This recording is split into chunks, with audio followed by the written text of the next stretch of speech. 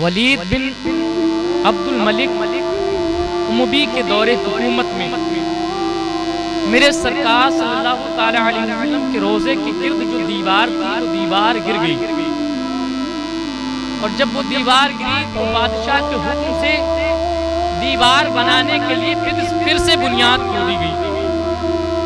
और जब वो बुनियाद खोदी जा रही थी तो बुनियाद खोदने के दरमियान अचानक एक पैर नमदार हुआ, एक कदम बाहर निकला। तो सहाबा इकराम और जो उस वक्त लोग मौजूद थे वो उसे देख करके खदशे में आ गए। और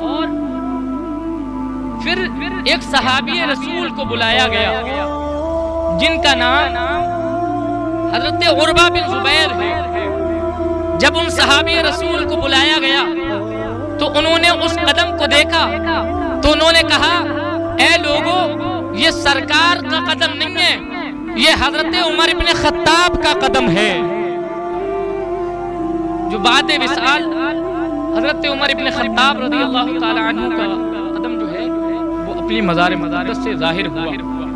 इसका मतलब ये है कि मोहम्मद के गुलामों का कफन मैला नहीं होगा। ये मेरे सरकार सल्लल्लाहु अलैहि वसल्लम को। और हजरत अमीर मुआविया के ज़माने में जब 40 साल गुजर गए, 40 साल गुजरने के बाद जंगे उहद में शहीद होने वाले सहाबा इकराम की कब्रों को एक मर्तबा खोलने का नंबर आ गया। किसी वजह से 40 साल बाद तो जब उनकी कब्र खुली, हजरत शेख अब्दुल हक मुहद्दिस देहलवी अलैहि रहमत व रिज़वान इरशाद फरमाते हैं 40 साल के बाद जब उन लोगों की कब्र खोली गई और उनके जनाजे को निकाला गया तो हजरत शेख अब्दुल हक मुहद्दिस देहलवी अलैहि रहमत व रिज़वान बयान फरमाते हैं जब उनको देखा गया तो ऐसा महसूस होता था कि अभी भी ये गुलाब की तरह महकते हुए नजर आ रहे हैं और उनके चेहरे चमकते हुए नजर आ रहे हैं, उनके जिस्म तरोताजा नजर आ रहे हैं। हत्ता कि जब उनके जख्मों से उनका हाथ हटाया जाता था तो उनके जख्म भी ताजा नजर आया करते थे और उनके जख्मों से खून बहने लगता था। और जब उनके हाथों को छोड़ा जाता था तो वापस उनका हाथ जाकर के उनके जख्मों पे रख जाया करता था। ये है मेरे नबी के गुलाम के 40 साल के बाद भी उनके जख्म तरोताजा हैं, उनका जिस्म वैसा ही है जैसा कि वक्त तदफीन था।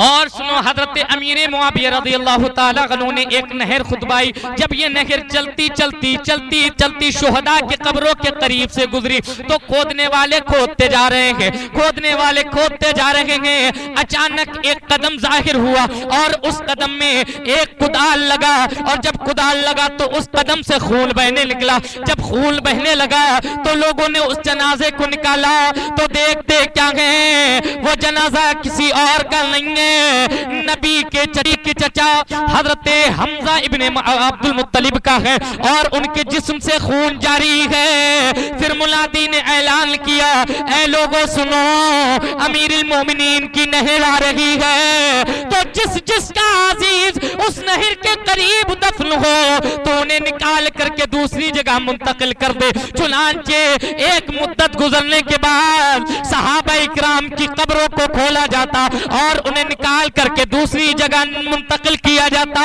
राबी बयान करता है, अल्लाह की कसम उनके चेहरे ऐसे तरोताजा नजर आते थे, ऐसा लगता था कि बस चंद लम्हात पहले ही इन्हें कब्र में दफन किया है। और उनके चेहरे ही नहीं चमकते थे, उनके कफन भी खुशबूदार और साफो शफाफ थे।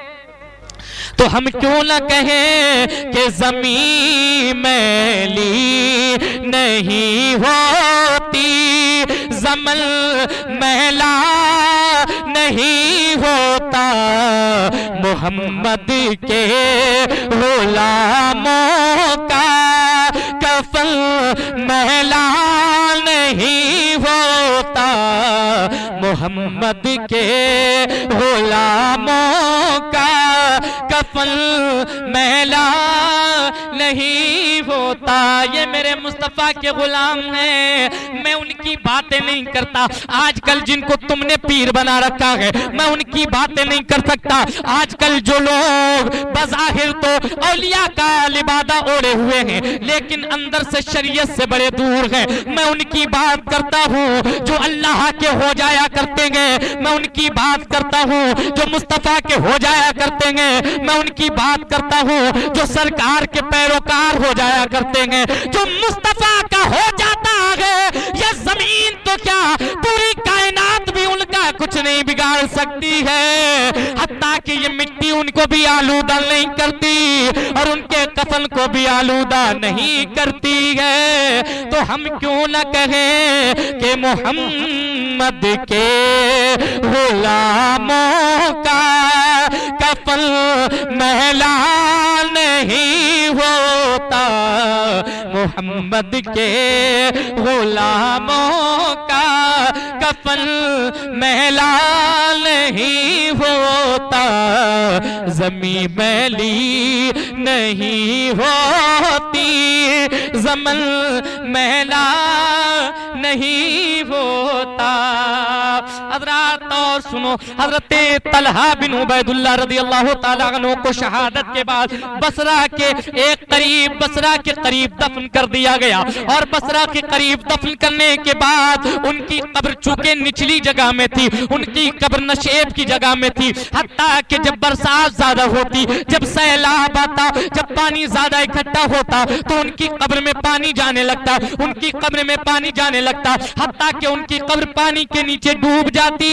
तो उन्होंने एक शख्स को ख्वाब में आकर के भी कि मेरे जनाजे को यहाँ से मुंतकिल कर दिया जाए, मेरे जनाजों को इस जगह से दूसरी जगह लेकर के जाया जाए। हजरत दी तो उस शख्स ने जाकर के हजरत अब्दुल्लाह इब्न अब्बास से जाकर के अपना ख्वाब बयान किया। हजरत अब्दुल्लाह इब्न अब्बास रज़ियल्लाहु ताला अन्हु ने 10,000 दिरहम में एक सहाबी का मकान खरीदा। मकान खरीदने के बाद हजरत तलहा का जनाजा उनकी कब्र से निकाल करके दूसरी जगह मुंतकिल किया। रावी बयान करते हैं, अल्लाह की कसम, जब तलहा के जनाजे को निकाला गया था तो उनके कफन से ऐसी खुशबू आती थी, ऐसी खुशबू आती थी कि हवा भी मुअत्तर होती जाती थी और उनका चेहरा ऐसा लगता था जैसे चमकता हुआ गुलाब हो और उनका जिस्म अभी भी तरोताजा नजर आता था।